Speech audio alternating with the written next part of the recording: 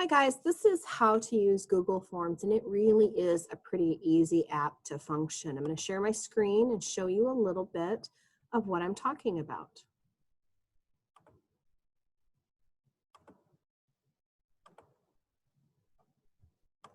All right, when you are logged into Google, like I am here,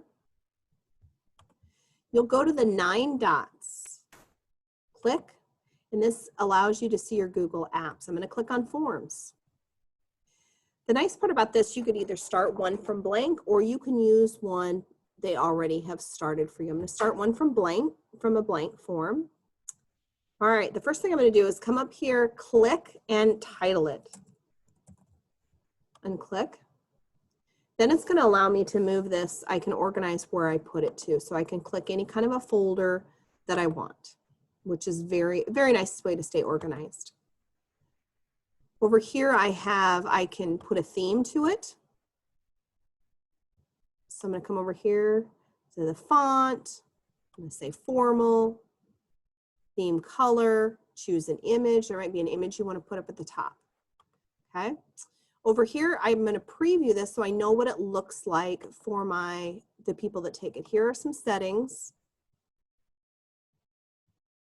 You can collect the email responses, see summary, those sorts of things. And over here, your 3 dots are all kinds of other additional things you can do. This send allows you to send this form to people, which we will do eventually.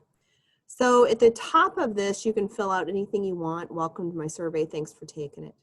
Over here, you will notice the plus in a circle is add questions. And you can, on this bar, choose what type.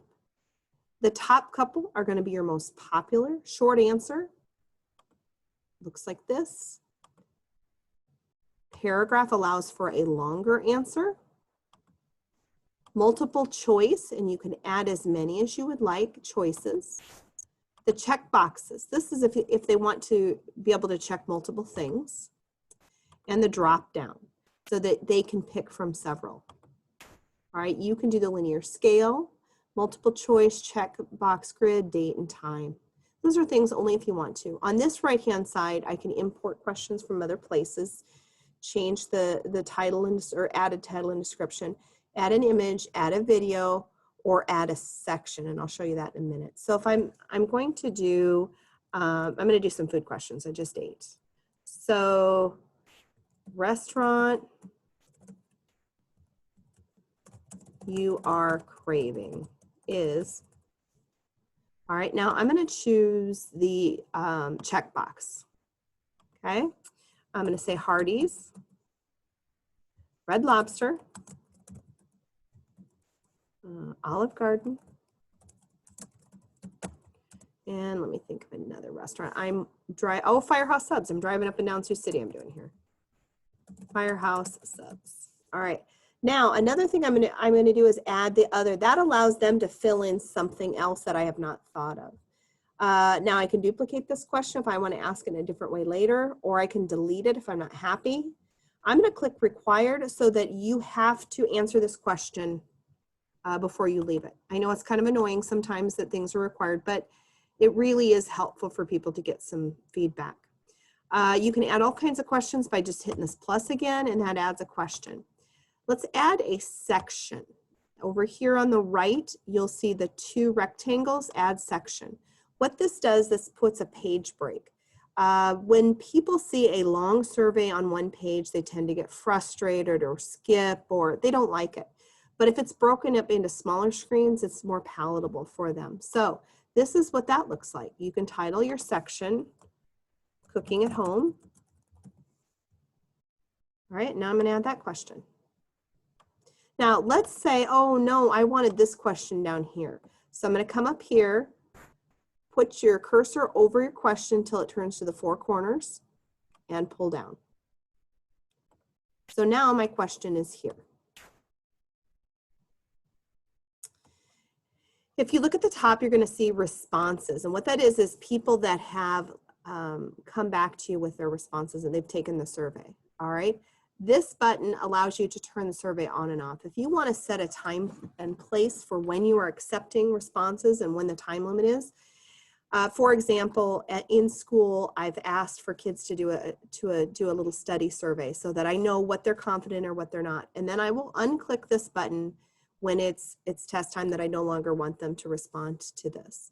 To show you a little bit of what this looks like, on my other screen, I have my NICC questionnaire that you're going to take today.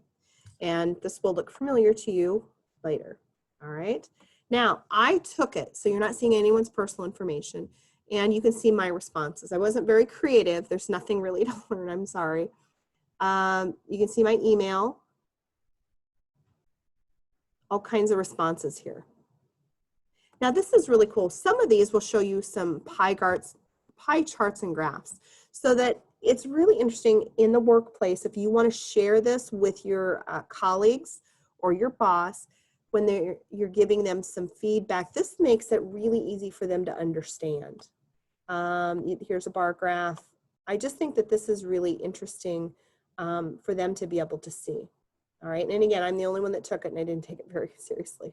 So this again is, you can click accepting responses or not, and please don't unclick that when you share it with others so that they can still take that. To send this, click here, and then you can do it a couple different ways. You can send it via an email. You can just get your link and you can copy this and paste it into something, or you can embed this HTML into something else, a page you're working on or a document. So if you want to send this, type in somebody email, and I am doing my Walton Library account here. And the message is simply, I've invited you to fill a form.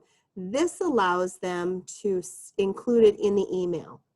If you don't want it in the email, it simply says, click here to take the survey. If you click this, the email shows up in the email. Sometimes it's harder for people to understand the survey if it's embedded in the email. So I don't normally click this one. Now, if you want to add a collaborator, let's say you're at work and you want others to be able to work on this as well, you can add a collaborator, somebody else that can make changes. All right, I hope that this works for you, and if you have any questions, let me know. You can also go to YouTube. There are other, probably even better, videos on how to use Google Forms. Thanks, guys. Have a great day.